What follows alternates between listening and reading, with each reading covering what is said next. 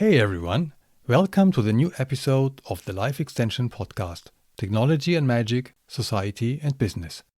Brain-computer interfaces, or BCIs in short, more than any other technology presently under development, will change your life as a consumer in the future. In this first part, you will hear what BCIs are and what they are used for. We'll look at involved technical processes and also dive into brain function and the underlying science. Never grow old and die. We'll be happy forever. Never say goodbye for eternity.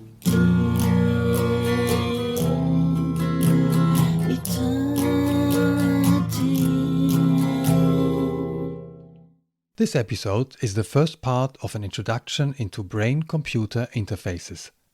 Brain-computer interfaces, or BCIs, connect the brain with external artificial devices. Neuroscience and medicine are building their assumptions on a reductionist model of the person. According to that model, a person consists mainly of the brain, or more precisely, of neuronal network action in the brain. The person acts in the world and communicates with the world through muscular function, while muscles are controlled by the brain through neural pathways. Both muscles and neural pathways are liable to disruption through accident or disease, resulting in malfunction or paralysis. In such cases, BCIs are used as a medical solution to provide the brain with a new channel to communicate with and act in the external world.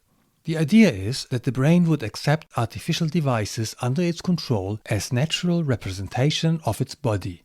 This is a very significant assumption, which is supported by human experience, such as when driving a car or how we incorporate a smartphone into our daily routines. BCIs can be seen as artificial bridges between human thought, which is generated through neural network activities in the brain, and artificial devices such as prosthesis, a wheelchair, a light switch at home, or a text-generating computer. The restoration of bodily function, cognitive, sensing, and communication abilities is perhaps the most obvious application of BCIs at the moment.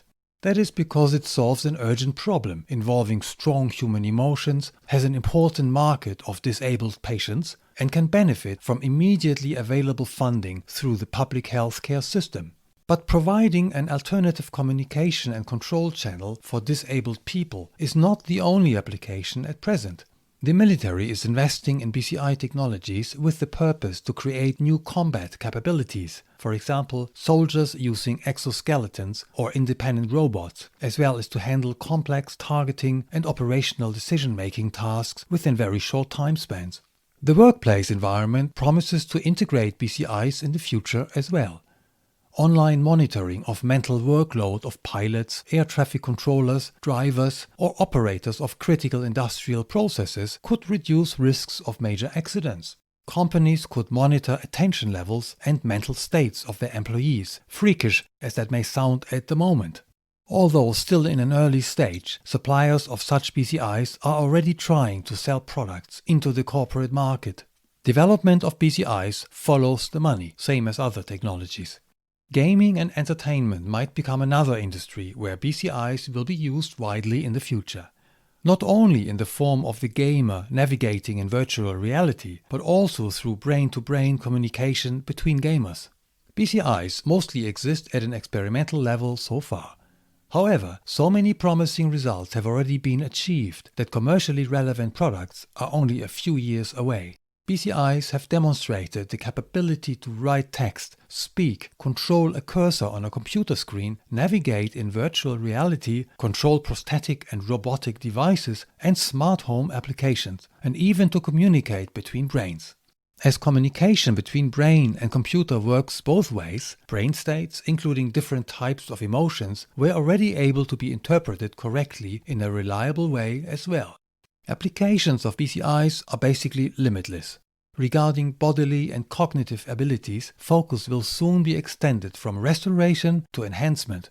Technologies called neurofeedback and biofeedback are under development, which train and enhance brain functions.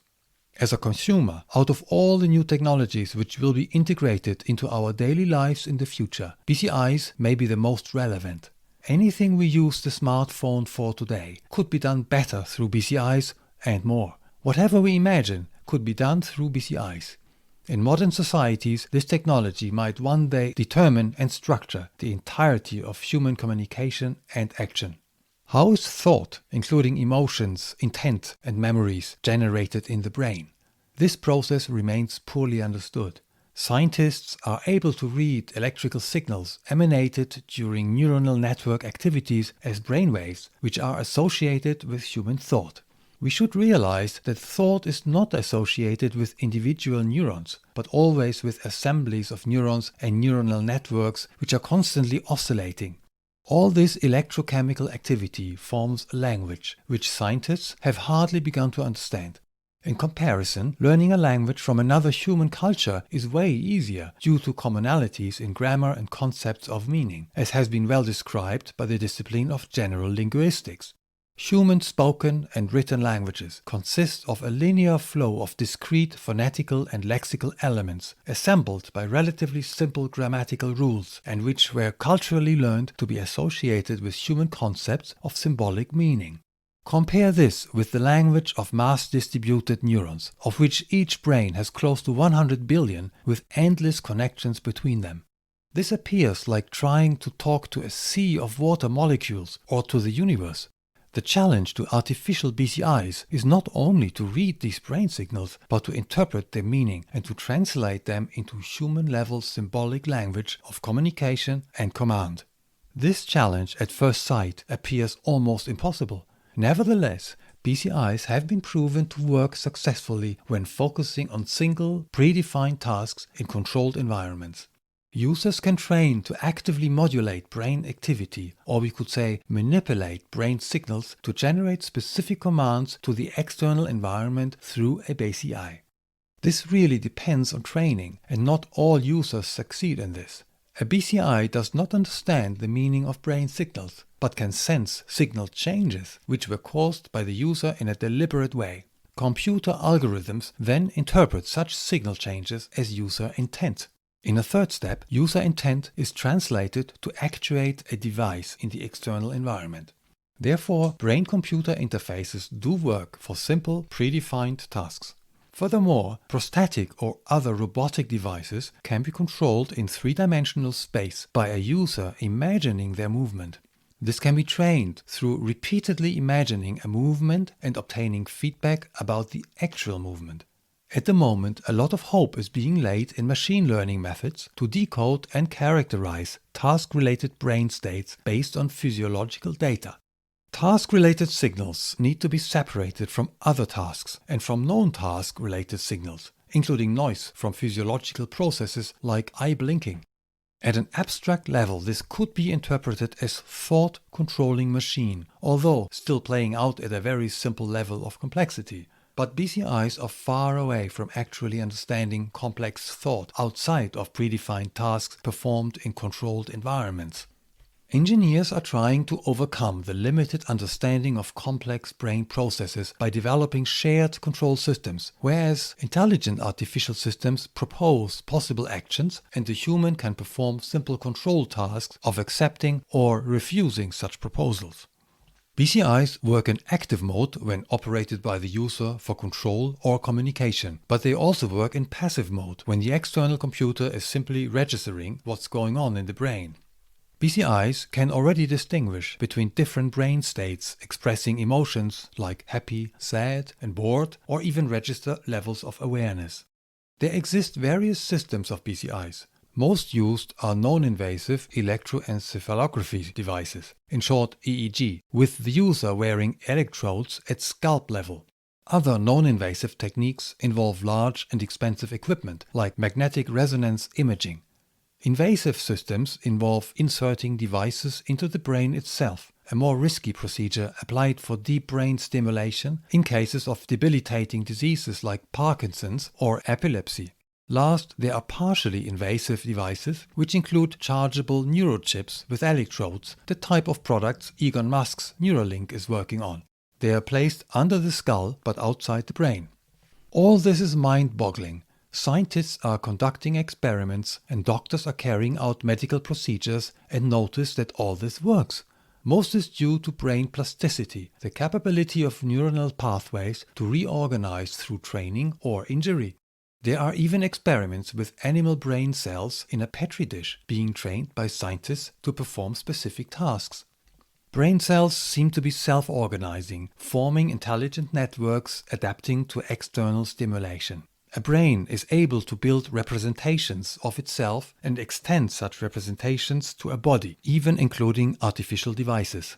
A brain can then imagine its body within a physical environment, whose reality is in no way absolute, but rather interpreted by the brain and shared between different brains through culture. Brains also develop intent and awareness, enabling them to communicate with and act in the environment as conscious subjects. Through intent, brains can even change themselves. We can observe all this, but why it works remains a total mystery. This is the end of the first part of a discussion about brain-computer interfaces. The following episode includes the second part. Thanks everyone for listening. I hope you have enjoyed this episode of the Life Extension Podcast, Technology and Magic, Society and Business. Episodes of this podcast will remain intense but short. So if this subject interests you, just subscribe to this channel. Episodes will be posted once per week. Bye bye. He looks like he is 19. His real age 616. He says I've seen it all before. Humanity is such a bore.